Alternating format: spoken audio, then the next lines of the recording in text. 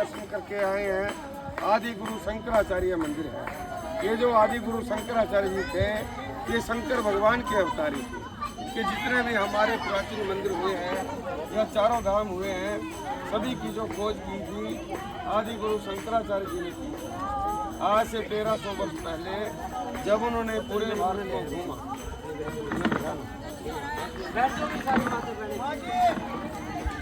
और पूरे मंदिरों की खोज की, तो वो घूमते घूमते यहाँ पर भी आए और उन्होंने इधर में बैठ के पूरा मेडिटेशन किया, ध्यान किया, महसूस किया और फिर उन्होंने कह दिया जो भगवान कृष्ण जी ने गीता सुनाई थी वो ठीक इसी जगह पर ही सुनाई गई। ये कौरव और पांडवों के दोनों सेनाओं के बीच का वो मध्यम स्थान माना जाता है, यानी कि सेंटर पॉइंट। युद्ध के समय में, रण के समय में कौरव और पांडव आमने सामने खड़े थे।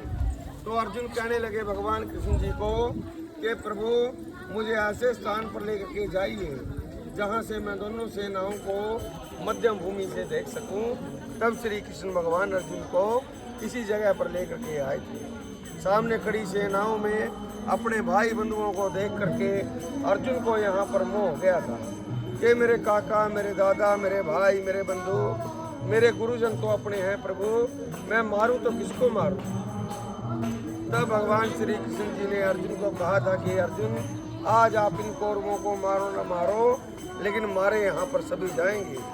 हे अर्जुन, आज मैं आपको ऐसी दिव्य दृष्टि देने जा रहा हूँ जो बड़े बड़े महान ऋषि मुनियों ने मेरे लिए जप किए हैं, तप किए हैं, योग किए गए हैं।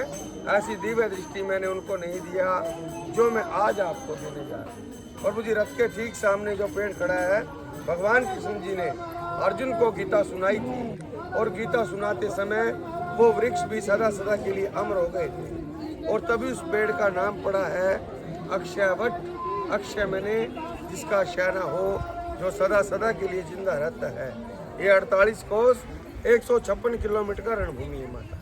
इसमें 5 जिले बन गए हैं, 182 तीर्थ है जो मोक्ष मुक्ति का भी धाम माना जाता है, क्योंकि यहाँ से अस्थियाँ फूल गंगा जी, काशी जी नहीं जाती है, यहीं पर तर्पण किया जाता है। ये कौरव और पांडवों के जो पूर्वज थे राजा कुरु के नाम से कुरुक्षेत्र का नाम पड़ा। और राजा कुरु को किसी ऋषि का श्राप लगा हुआ था, वो रात को पत्थर के बन जाते थे, दिन में पुनः जीवित हो जाते थे। तो राजा कुरु शिकार खेलते खेलते क्षेत्र में आए और चलाए हुए बाण, 1 मिनट की बात है माता जी, किसी तीर्थ के अंदर चला गया। शाम के समय से पहले राजा को घर लौटना होता था। आत्मरक्षा के लिए उस बाण को अपने साथ ले गए। बाण पर जो तीर्थ की मिट्टी लगी थी हाथ पर भी लगी और हाथ संजीवन रहा, पूरा शरीर पत्थर का था। तो सुबह राजा उठे, इस बात से बड़े प्रभावित हुए, तीर्थों की मिट्टी से जब मेरा हाथ संजीवन रह सकता है तो मैं पाप मुक्त, श्राप मुक्त भी हो सकता हूँ। इन्हीं तीर्थों की मिट्टी राजा कुरु ने अपने शरीर पर लगाई थी, जो पाप मुक्त हो गए थे।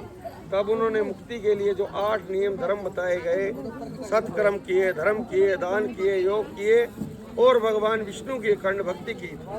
33 कोटि देवी देवताओं का वरदान मांग लिया, जो रणभूमि के 182 तीर्थों पर वास करते हैं। इसीलिए क्षेत्र को धर्म क्षेत्र भी कहा गया कि जो भी युद्ध में मारे जाएंगे उनकी मुक्ति हो जाएगी। अस्थियां फूल गंगा जी, काशी जी नहीं जाती, यहीं पर तर्पण किया जाता है। मोक्ष मुक्ति का धाम भी माना जाता है। वामन पुराण के अंदर लिखा है, गंगे जले मुक्ति, वाराणसी जले स्थले, कुरुक्षेत्र तीर्था मुक्ति, अंतरिक्ष जले स्थले। अंतरिक्ष जलोस्थल में मोक्ष मुक्ति का ये भगवान जी का 9 मुख है।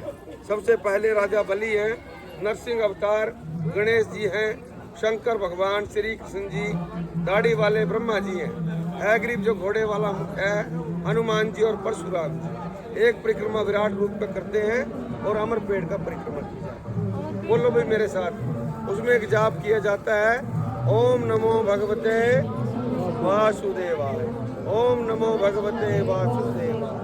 बोलिए कृष्ण भगवान की, कुरुक्षेत्र धाम की। तो प्रभु जी ऐसी इधर की कथा है।